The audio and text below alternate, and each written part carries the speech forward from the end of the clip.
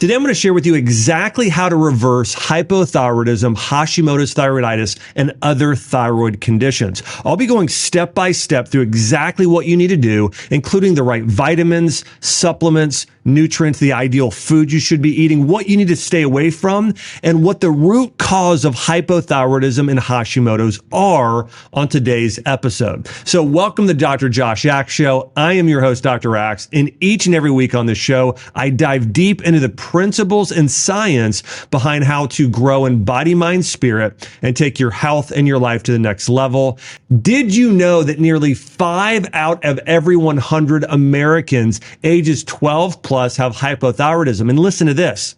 60% of people that have hypothyroidism aren't aware that they have it. So think about that. More than half the people that have hypothyroidism, they don't realize they have it. And today I'm going to be covering how to heal hypothyroidism naturally. Before I jump into the content though, make sure to subscribe here to the channel and hit the notification bell so you don't miss a single episode. Now, here are the most common symptoms of hypothyroidism. And if you have any one of these conditions, it's an indicator that you might have hypothyroidism. And like 60% of people who have it, you may not fully realize it. So if you are fatigued and tired frequently, okay, so afternoon rolls around, you're tired, and maybe you're not sleeping well at night either, but big thing is fatigue. That is the hallmark sign of hypothyroidism and Hashimoto's. After that, it's weight gain, cold intolerance, especially your extremities like your hands and feet, any sort of chronic constipation, dry skin, hair changes like your hair getting thinner or more brittle, or even falling out.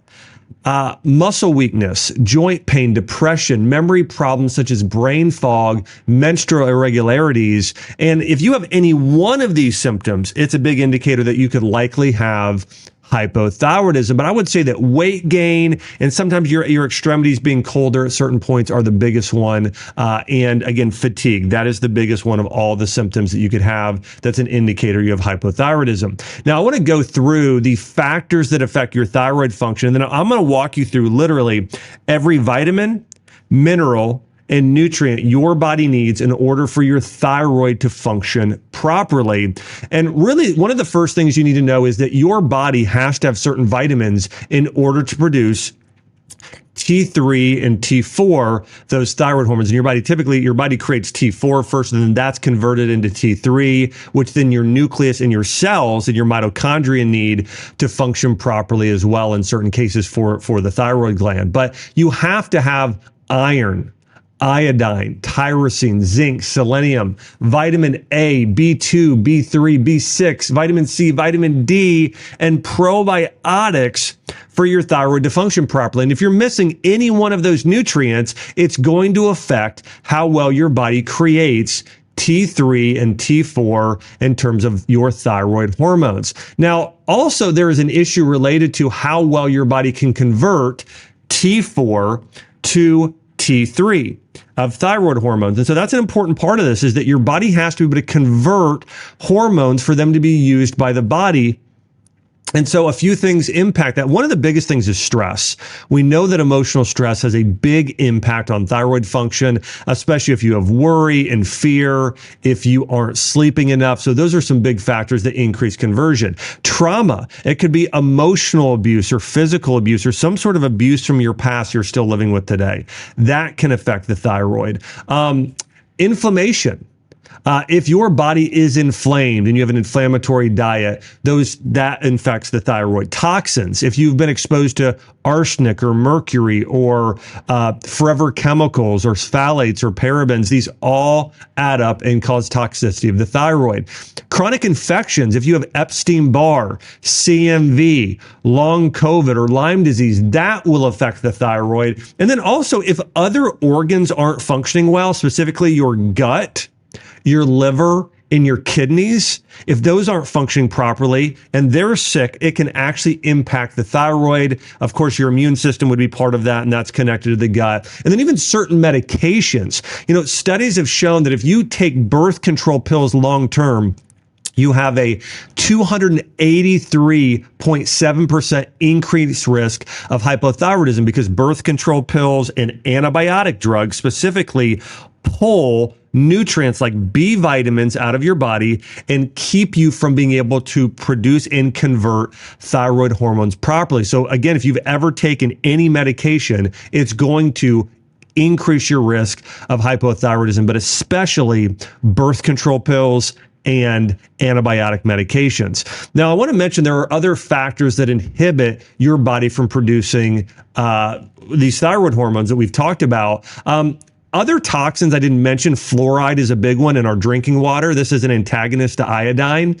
I mentioned a lot of the toxins, the pesticides on our food supply. And then, of course, if you have autoimmune disease, celiac disease is an example of that. If you have food sensitivities, you're eating those foods, that can affect thyroid function. Now, here's another big one, methylation. If you're not methylating properly, about 40% of the population are known as poor methylators. That means that your body isn't as good as some people at converting certain B vitamins like folate into the usable forms. And that puts you at a disadvantage early on. It could be partly due to those genetics, the variance in methylation that you can have. That's another cause of decreased or ineffective thyroid function. And then, of course, as I mentioned, there are lots of other things, but there's also things that happen at the cellular level. Your cells, in order to function properly, need selenium, zinc, vitamin A, even movement and exercise in order to function properly. So what I'm going to do today is go through the science and exactly what you should do in terms of the food you should eat, the supplements you should take, in order to, and actually even some really amazing treatments like heat therapy in terms of what you can do to start to reverse hypothyroidism. By the way, I have worked with tens of thousands of patients, helping them reverse and heal numerous conditions, everything from hypothyroidism to Hashimoto's disease to autoimmune disease. And I believe that this is going to help you as well. Also, just to give a little bit of my background, I ran a functional medicine practice for years. I'm a graduate of Johns Hopkins University. And this is something I'm very passionate about because my own mom and my sister and my brother, I have 3 family members that suffered with thyroid issues. My mom with hypothyroidism, my brother with Hashimoto's thyroiditis, was able to help both of them reverse that condition and heal the natural way, which is what I want to help you do today as well. By the way, this is also important, even if you don't have hypothyroidism. If you have low energy or thinning hair or any of those other things we discussed, this is going to help you prevent it. Or you might even be borderline where blood work isn't showing it, but you still have hypothyroidism or borderline hypothyroidism, just like someone could have prediabetes. It's a very, very similar thing. And so this is going to help you tremendously. And by the way, if you know anyone that has hypothyroidism who needs to hear this information, hey, make sure to share this with them. Okay, so let's dive in here to go through the top nutrients your thyroid needs to function properly. And the first one is vitamin B2, also known as riboflavin. Now, there's a study published in the Journal of Crohn's and Colitis, and what they found is that vitamin B2 is essential for reducing inflammation of the thyroid and reducing oxidative stress. And so a study has found that vitamin B2 helps. And one of the reasons why vitamin B2 is important is it's one of those key factors in methylation. And so methylation it's taking something like folate, adding on a methyl group to where now your body can use it. So think about it like this. If I had a skateboard, okay, and it didn't have wheels on it, okay, so your body is manufacturing things or you're getting something. So somebody gives you a skateboard but has no wheels on it, okay, well, you can't go very far on that. That's like your body right now. When you're eating certain foods, your body, if it doesn't have certain enzymes or vitamins, it can't convert and utilize the food you're eating.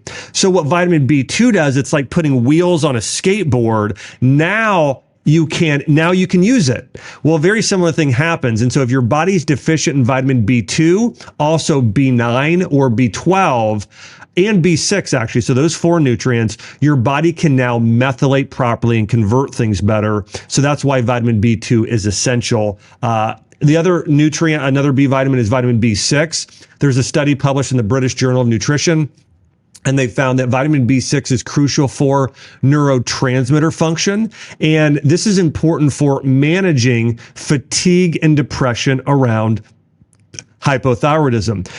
There was a study that found that supplementing with about 50 milligrams of vitamin B6 daily for 8 weeks led to a 25% reduction in fatigue and a 30% improvement in mood with patients with hypothyroidism. So this is really great research showing B2 is helpful, vitamin B6 is helpful. The next B vitamin is vitamin B12. There's a study published that found that vitamin B12 deficiency is common in hypothyroid patients, and supplementing with this can improve your energy and cognitive function. This trial was done on 200 patients with hypothyroidism, and they found that 60% of those who received vitamin B12 supplementation reported significant improvements in energy level and cognitive function over a 12-week period for these people who had hypothyroidism. So we know, again, that's important. So remember this, B vitamins are essential for thyroid hormone production and for thyroid health. B2, B6, and B12 specifically. In addition, and by the way, there are other B vitamins. B1 has been shown in studies, B3 and folate. So really, your thyroid needs all of the B vitamins in order to function properly. And it's important, as I mentioned, for proper methylation. So what happens at the cellular level, which then impacts the thyroid as well. Now, another vitamin that is crucially important for thyroid health is vitamin D.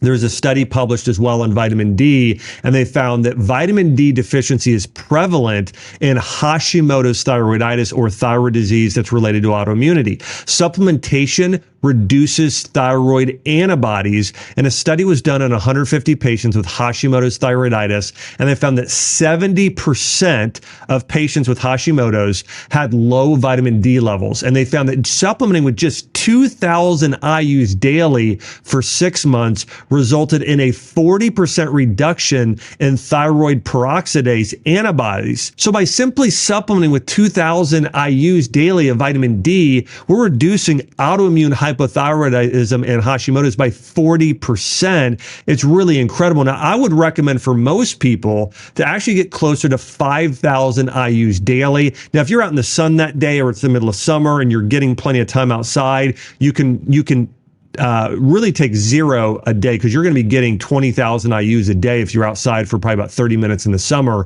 So you're going to get a lot of vitamin D. I do want to mention as well, if you struggle with chronic constipation, you want to make sure that you take vitamin D with magnesium, okay? And vitamin D should also be coupled with K2. But you want to take vitamin D and magnesium together. It'll work more effectively for the thyroid function as well as for your cells and your gut. And so you want to take vitamin D and magnesium together in most cases. By the way, there's another study done on vitamin D and magnesium on 8,000 individuals, and they found that individuals with low vitamin D levels had a much greater chance of hypothyroidism, much greater chance. And so we know there's a lot of research behind vitamin D. The reason why vitamin D works is it's a prohormone. Remember, prohormone, your body needs it to produce hormones like T3, T4, TSH. And so vitamin D is not just a vitamin, it is a hormone that helps produce other hormones within the body. Another big one here is vitamin A. This is one that's not talked about a lot in the thyroid community, but there's a lot of clinical research behind this. Vitamin A helps convert T4 to T3 and improves thyroid hormone metabolism. A study involving 80 hypothyroidism patients found that 50% showed improvements in T3 levels after supplementing with vitamin A for 12 weeks at 5,000 IUs a day. Now, I want to mention this. You don't have to go and take every single one of these vitamins and supplements I'm talking about. You can get a lot of these from your food, which I'll talk about at the end. For instance, there are a lot of great vitamin A rich foods that you could just, eat instead and not have to supplement with, or you could take one supplement that might have most of these in it that would really help with supporting the thyroid. A few others that are important: magnesium. I think magnesium is important because it works at a cellular level for thyroid hormone production. What's even more important than magnesium, though, is selenium. Selenium supplementation is critical for both hypothyroidism and Hashimoto's. Selenium, along with zinc, is crucial for converting T4 to T3 and reducing oxidative stress. There are studies showing that it shows great improvements in patients with Hashimoto's thyroiditis. Another big one, of course, we've heard this before, is iodine. Now, I do want to mention, you really want to be conscious and not overdo iodine, because if you have an autoimmune form like Graves' disease, or Hashimoto's and you do too much iodine, it can actually cause a growth of a goiter or make your situation even worse. And so typically you want to do a lower dosage of around 100 to 150 micrograms of iodine daily. You could do that as a kelp supplement, and that helps a lot of people. And what I would say is what you tend to want to do with iodine is you want to take a kelp or an iodine supplement at a low dose. Take it for about a week or two and see how you feel, to see if you feel like it makes any changes. Okay. And I would do anywhere from, again, 1 week to maybe even a month or two. See how you do before you change anything else. And if you feel like it helps, then, and also you can go and get your iodine levels tested, though sometimes it's hard to really determine if you are deficient or not. But I would say, again, iodine and selenium are absolutely crucial for thyroid hormone production. If you're missing those two in particular, your body will not produce the right amount of thyroid hormone or convert the right amount. Zinc is also a big one that's not talked about very much in the thyroid community. A study was done on 90 hypothyroidism patients, and they showed that zinc supplementation of 30 milligrams a day for 12 weeks improved T3 and T4 levels by around 15%. So zinc is responsible for tissue regeneration. For a lot of people with hypothyroidism and Hashimoto's and thyroid disease, your organs are not regenerating properly and creating enough stem cells. And so if you think about it like this, like every year, your thyroid gland is new. Isn't that amazing? Every year, your body is continually regenerating. And so every year, your thyroid gland is new. The problem is your body isn't able to create new healthy thyroid tissue if you're deficient in certain nutrients like zinc. So if you get zinc, if you get peptides, if you get selenium and some of the other nutrients we've talked about, now your thyroid can regenerate properly. And if you reduce the toxins and the inflammation, okay, now you can heal. And so zinc is crucial for tissue regeneration. It's the regenerative mineral. It's also important for your immune system and immune function. And so if you have autoimmune disease with this, it's also very important. So zinc is critical for thyroid function. Typically people, and if you also notice, in addition to hypothyroidism, you have weak immunity or gut issues. Let's say sometimes you have loose stool or constipation or gas or bloating, or maybe you also have, you get sick with a cold and flu pretty often. You feel like your immune system is just weaker than it should be. That's another sign, if you have hypothyroidism and a weak immune system, that you're likely deficient in zinc. Another critical mineral for thyroid hormone production is iron. And I would say if you, in addition to having hypothyroidism and low body temperature, if you also have a lot of fatigue, okay, you're just tired a lot, you just don't feel like you have a lot of strength and stamina and energy, there's also a good chance you're deficient in iron. And maybe you're not anemic, but you're borderline. You have more in what Chinese medicine they'll call a blood deficiency. And if you have a blood deficiency, an iron and hypothyroidism, there's a really good chance you are iron deficient. And so you want to consume a lot more red meat. Organ meats as a supplement, like liver tablets. An herb like Dong Quai would be absolutely amazing in this case. And so getting things that are going to support your body in that way and the iron levels is going to be very, very helpful to you healing. But again, if you're a thyroid person and a woman and you have very low energy, there's a really good chance you're also iron deficient. Now, there's a couple other things I want to mention that are really important here. These aren't vitamins and minerals. These are actually amino acids. The next one here is L-Tyrosine. There's a study published in the European Journal of Endocrinology that found that tyrosine is a precursor to thyroid hormones. And in this study, they found supplementing with 500 milligrams of tyrosine daily for 8 weeks improved T3 levels by 20%. Now, also, if you're eating a healthy diet of mostly real food and your gut's healthy, you're getting probiotics, that's going to help the conversion of tyrosine. Specifically, consuming fish is very good for tyrosine levels, especially salmon. Chicken is also very good in turkey. Red meat, cottage cheese, raw organic cheeses like manchego, beans, pumpkin seeds, and wild rice. Those are foods that support tyrosine and also are very, very good for for thyroid health. Okay, so again, fish, chicken, red meat, cottage cheese, beans, pumpkin seeds, and rice tend to be very good for thyroid function. And tyrosine is a precursor for neurotransmitters that really impact mood. If you're a person that has hypothyroidism, and also you feel a level of depression and lack of motivation, then there's also a good chance you are tyrosine deficient. And sometimes one single nutritional deficiency can be causing multiple issues within your body. Another big one here is taurine, okay? Taurine has antioxidant properties that supports immune function and thyroid health. This is found in liver, kidney, heart, meats, eggs, and seaweed. It's also important for bile acid production. Now, here's why taurine's important. Your thyroid needs vitamin D, vitamin A, vitamin E, in order to function properly. Well, if you are deficient in taurine, your body's typically not producing enough bile acid. And so you're not able to break down fat enough or absorb fat soluble vitamins. And so that's really important if your body is not producing enough bile and bile acid. And so again, things that really help that are liver. So any type of organ meat or meat, egg, specifically it's the egg yolk, and seaweed. Those foods all help thyroid production in that way as well, because it helps you better absorb the healthy fats like omega-3s, vitamin D, vitamin A, as I mentioned, which are critical for thyroid production. And so obviously there's a lot of vitamins and minerals, but I would say this for most people.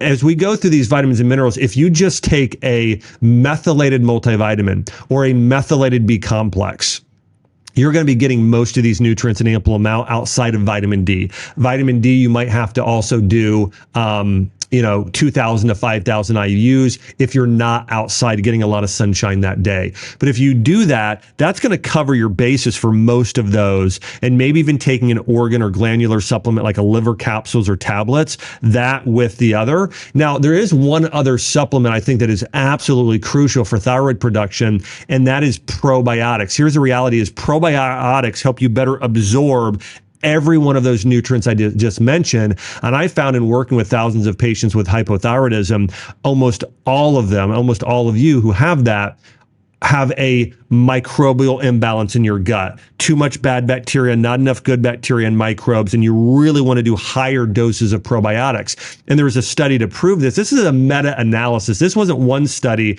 This is on 8 different studies, and they found that certain strains of bacteria like lactobacillus and bifidobacterium, these are the type of probiotics you'd find in things like yogurt, Greek yogurt, or cottage cheese, any sort of fermented dairy, coconut yogurt as well. In patients with hypothyroidism and Hashimoto's thyroiditis, probiotics showed potential to reduce inflammation and improve all thyroid hormone levels across the board. Now, probiotic supplementation resulted in a reduction in TSH levels by approximately 10 to 15% and an increase in free T3 and T4 levels by around 5 to 10%. So probiotics are one of my top 5 supplements for people with hypothyroidism and especially Hashimoto's thyroiditis for reversing the condition. Now, I want to dive into the herbs that have been used for thousands of years that support thyroid health and production. And by far the number one herb used for thousands of years to reverse and heal the thyroid is ashwagandha, also known in Ayurvedic medicine as withenia.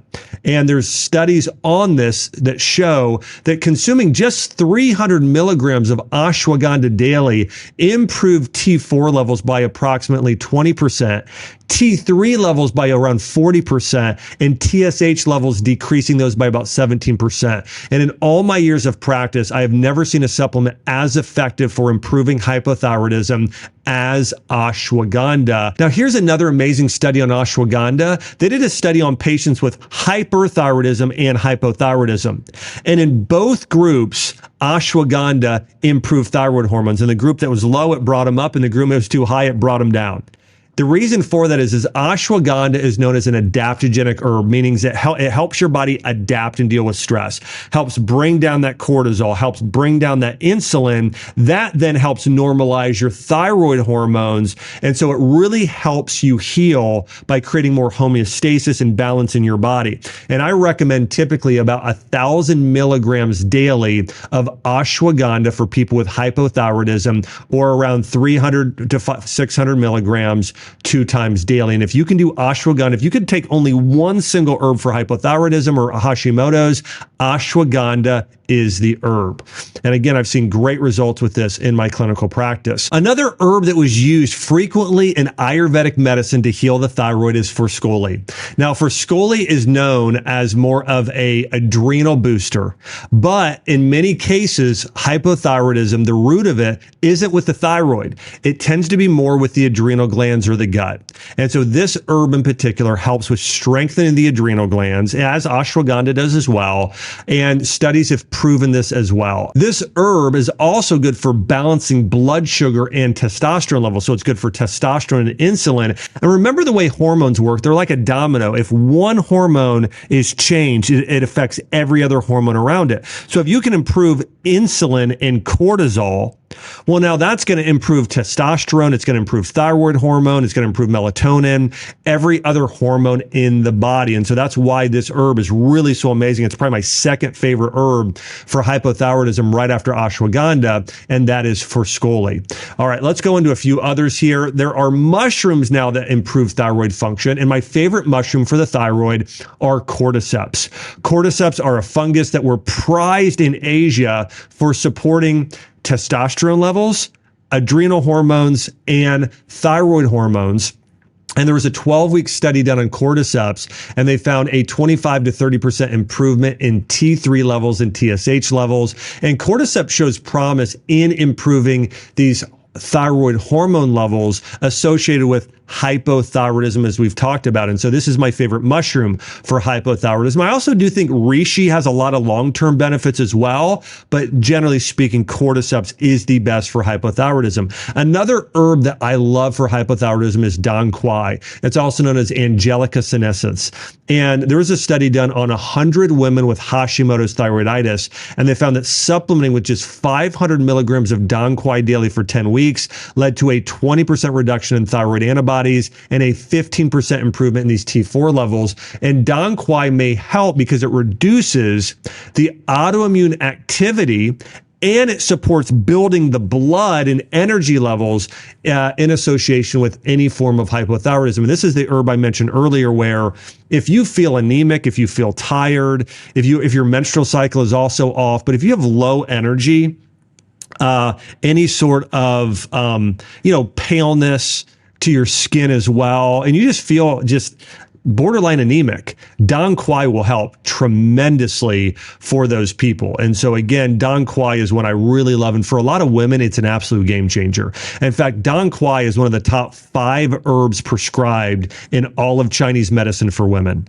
Tremendous, tremendous benefits, and one that we should be recommending a lot more to people with hypothyroidism. Now, here's another big one that I don't recommend to everybody, but I do think for a lot of people can be beneficial, and that is Panax Ginseng. Now, this is an herb in Chinese medicine that's typically prescribed more for men over the age of 50, or if somebody is very sick. But I would say if you have hypothyroidism and chronic fatigue syndrome combined, okay, you're exhausted all of the time, then you should really consider Panax Ginseng and taking it for probably about 12 weeks, about 3 months, and seeing where it gets you. I would say taking it at around 200 milligrams daily tends to be enough for most people. Ginseng, the reason I say ginseng, it's the most powerful adaptogen there is. It's very strong. It's one you typically do short term for about anywhere from 2 to 3 months and not long term. But if you are sick or you have chronic fatigue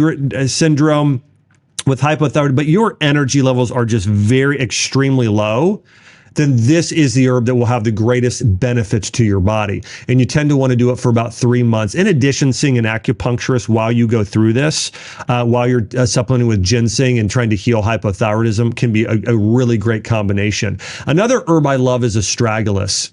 Astragalus is one of the top 5 herbs, probably prescribed as well in Chinese medicine. Studies have shown that if you take around 1,000 to 1,200 milligrams daily, it decreases thyroid peroxidase and improves T4 levels.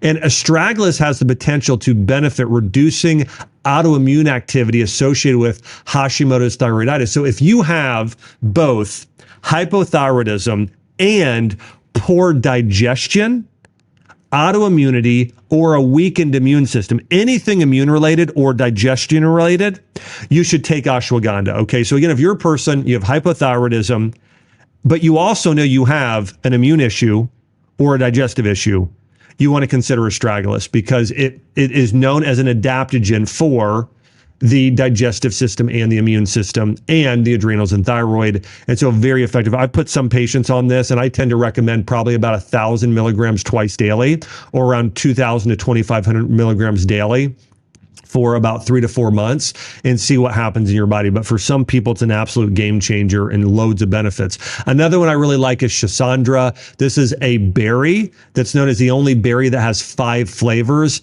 It also can be good for thyroid hormone production. And if you also have adrenal issues, stress issues, or immune issues, Schisandra is great. It's also great for anti-aging, for longevity. It's an amazing superfood. Rhodiola Rosea is another herb that if you're tired or you want to, or maybe you're an athlete and you want to improve your athletic performance, but you also have thyroid issues, taking Rhodiola Rosea, Cordyceps, and ashwagandha together is a really, really great combination. And also a few other herbs that might benefit your body if you have hypothyroidism are licorice root, Romania, and ginger are some of my other favorites there for supporting thyroid function. And I know I hit on a lot of herbs, but I really want to cover the gamut here in terms of the clinical research of which ones are most beneficial and have been used throughout history and the ones that have a lot of scientific evidence backing them. So rhodiola really works, again, through supporting the thyroid and adrenal glands by stimulating cellular energy production, which is really crucial for that T3 hormone specifically. And I want to talk about thyroid medication, specifically a more holistic medication and the more synthetic conventional. There is a study done comparing levothyroxine and similar medications like Synthroid versus desiccated thyroid extract known as DTE, which also includes things like Nature Throid and Armour Thyroid. Now, this was a randomized double-blind crossover study, and this found that patients preferred desiccated thyroid extract like Armour and Nature Throid over doing a combination therapy of levothyroxine alone. And these DTE, again, the desiccated thyroid, like Armour Thyroid, provided a combination of T4 and T3, which most people found to be more effective than T4 alone. And so what these medications are is they'll take tissue, desiccated, they'll take part of the Armour is actually the thyroid from a pig, and they will then take that and they will extract the hormones out of that are live and active still, and then put that into medication. So it's taken directly from an animal. So the thyroid hormones that you would get, they take it from an animal and they will put that in a pill form.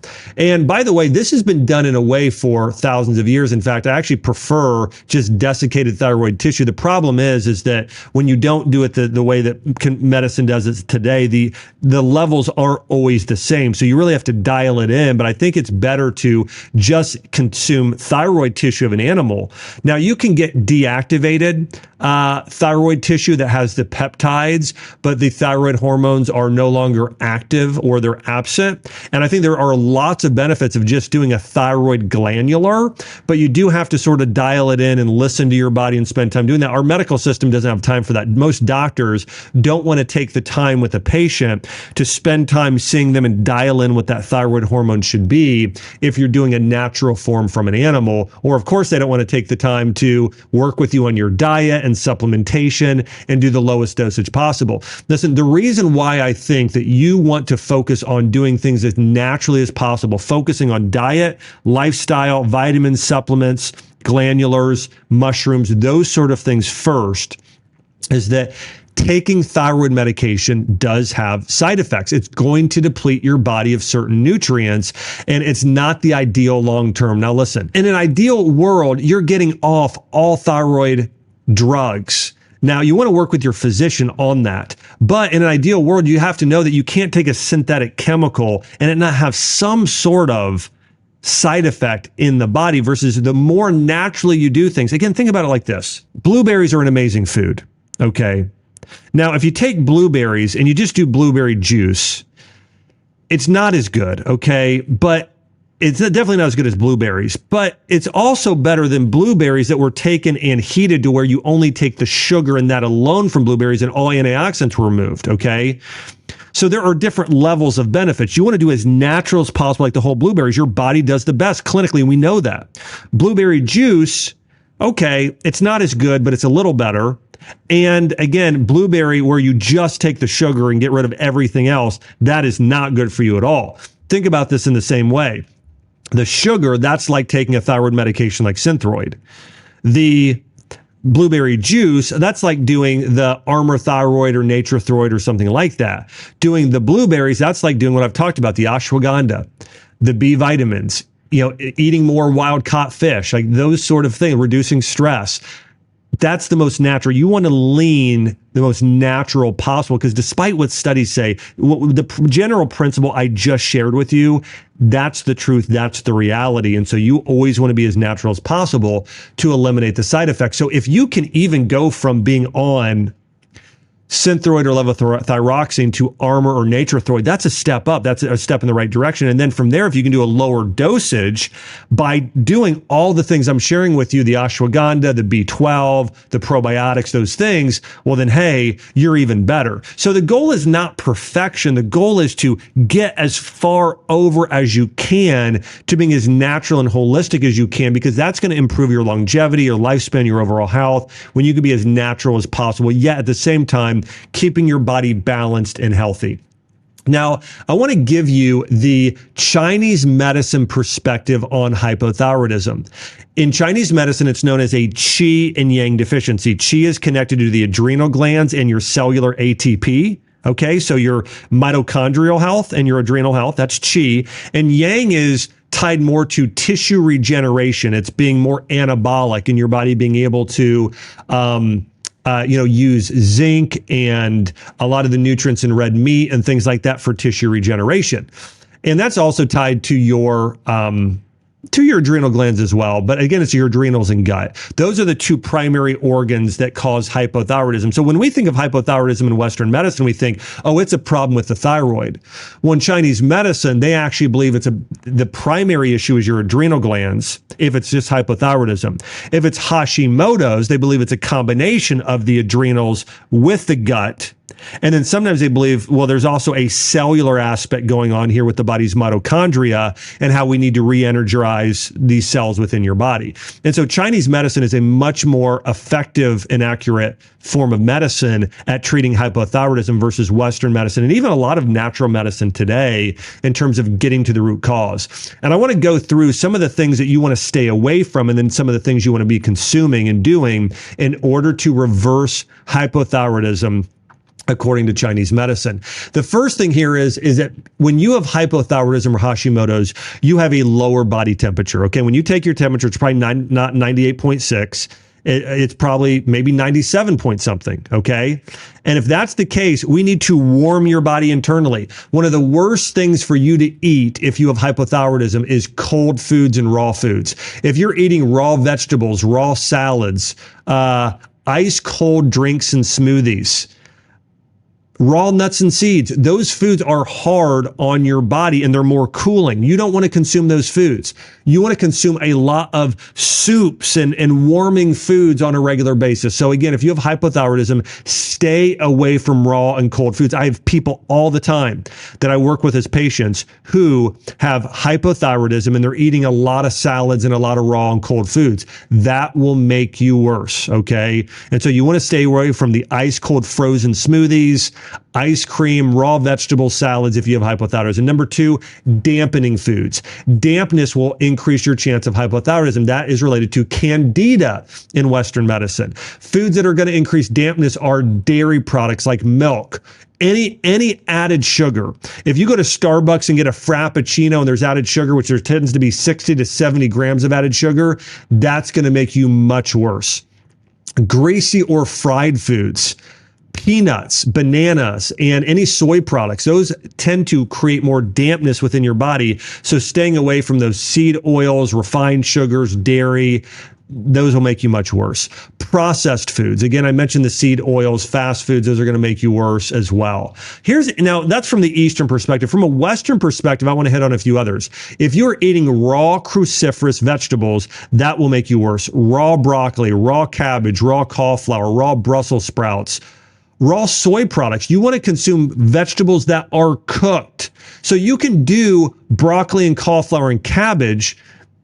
Now, you don't want to do large amounts of those because of something called goitrogens, but you can do those steamed or baked or sauteed, and that's fine. That actually helps break down those compounds that can have a negative impact on the thyroid.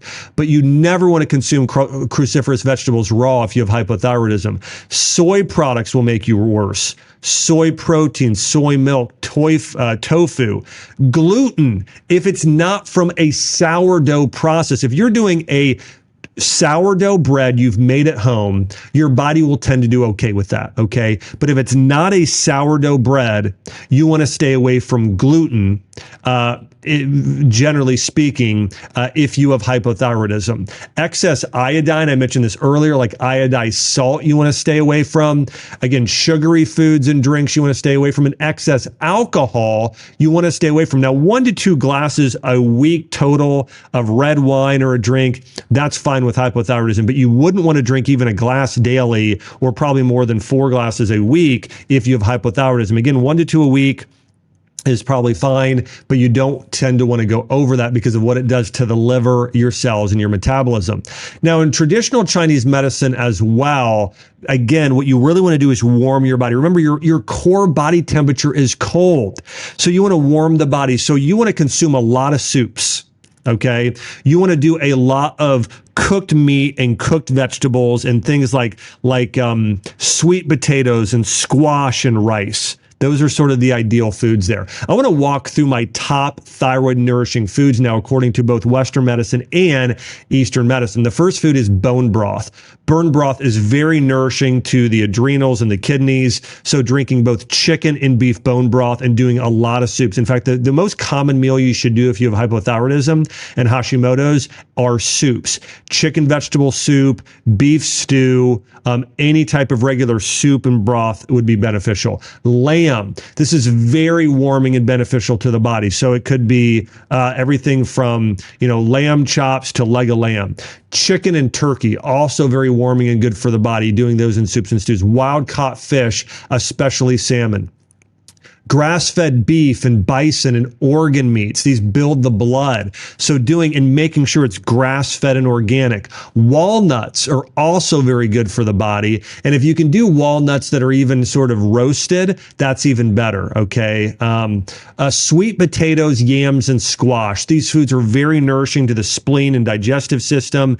Very, very good for the thyroid. So again, sweet potatoes, yams, and squash. One of the things I have my patients do for breakfast is do a sweet potato smoothie where they put in about a cup of sweet potato, maybe a little bit of coconut milk or water, and then I have them put in about 30 to 40 grams of protein. I have them put in a bone broth or collagen protein and a healthy plant protein and have them do that for breakfast, like something like a vanilla flavored protein, and have them do that sweet potato smoothie for breakfast. And then I'll have them add in about a half a teaspoon of pumpkin pie spice, which has cinnamon and ginger in it, which is also very good for thyroid health. And those herbs like ginger, doing those as herbal teas or in your food, warming herbs like ginger, garlic, cinnamon, clove, very good for thyroid health.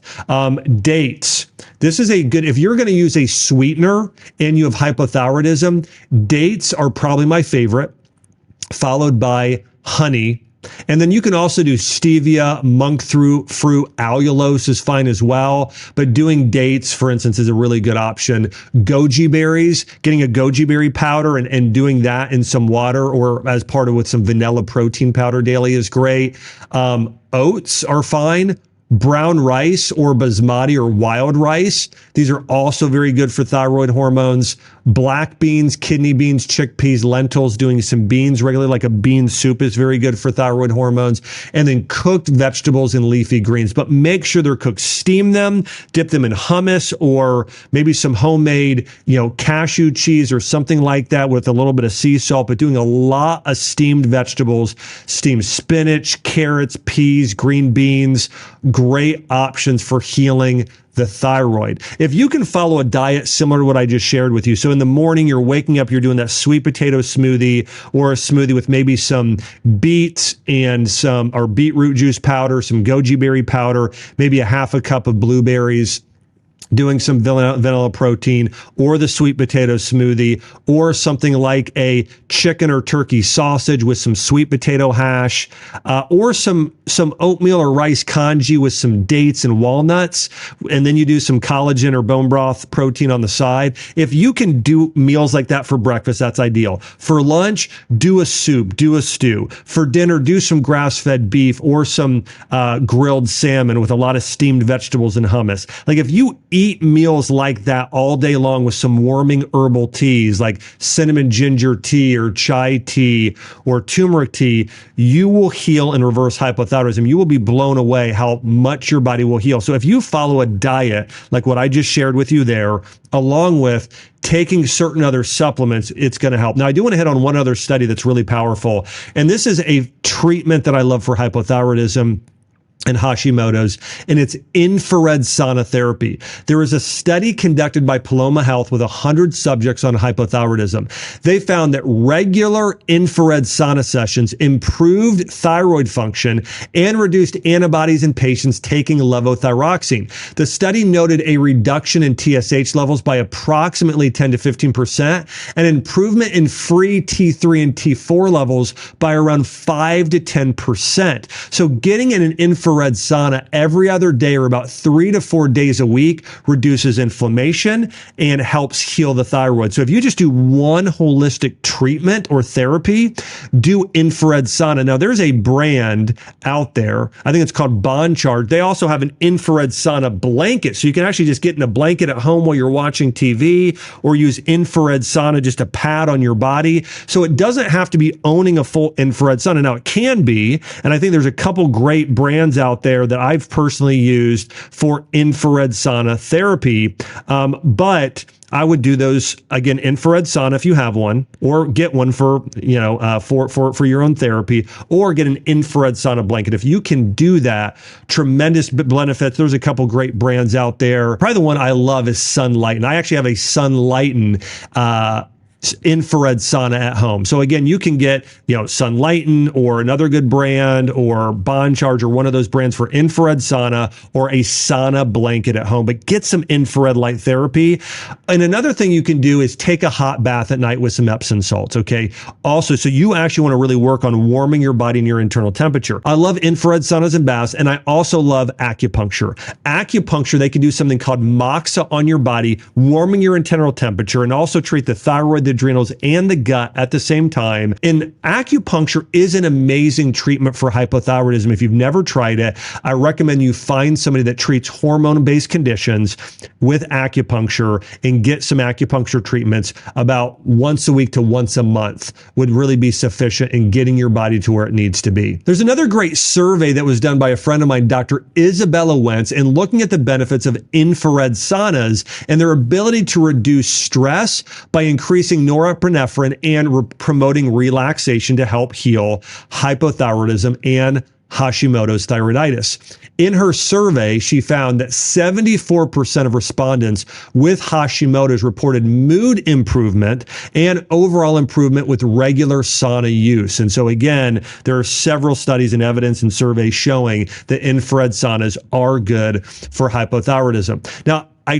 covered so much information today, but I want to go over the highlights here for you to heal and reverse hypothyroidism. And remember, you can reverse hypothyroidism. You can reverse Hashimoto's. My own mom reversed hypothyroidism. My brother, my sister.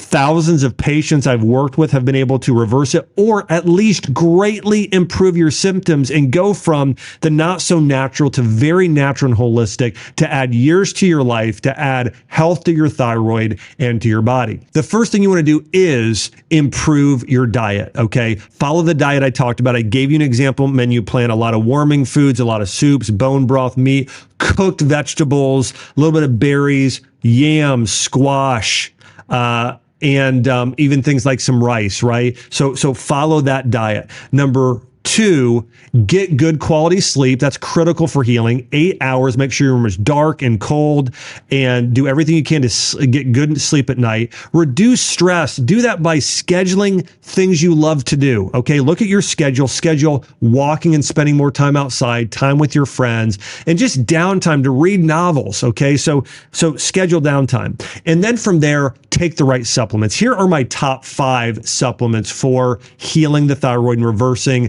hypothyroidism and Hashimoto's thyroiditis. Number 1 is ashwagandha. Remember, it's an adaptogenic herb that really supports balancing out thyroid hormones. You want to take about 1,000 to 2,500 milligrams a day. Number 2 are probiotics. Probiotics treat leaky gut, which is connected to Hashimoto's thyroiditis. It also lets you better absorb all of your B vitamins. You want to take about 100 billion to 1 trillion probiotics daily. And look for a probiotic that also has prebiotics and postbiotics. Number 3, take an organ and glandular supplement that has liver, adrenal, kidney, and thyroid in it. So again, take a glandular supplement that's going to have many of those nutrients your thyroid needs, and take as directed. Number 4, take a methylated B complex supplement that has methylfolate and methylcobalamin. This is going to help support methylation and getting your thyroid the B vitamins it needs to function properly.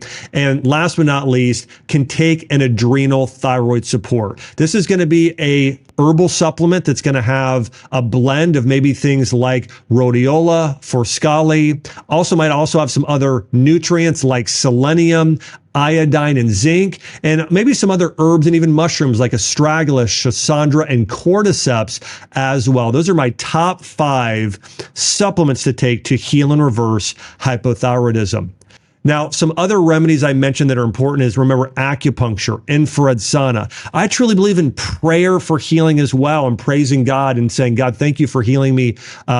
Reading spiritual growth books, I think, is important to actually, according to Chinese medicine, this is getting a little bit deeper, but the thyroid and the adrenals are connected to going deep in life. If you don't feel like you're going deep in life and you don't have a purpose as well, that affects the thyroid function, according to Chinese medicine. So focusing on spiritual growth and using your gifts to impact the world and having a purpose will also help heal your thyroid.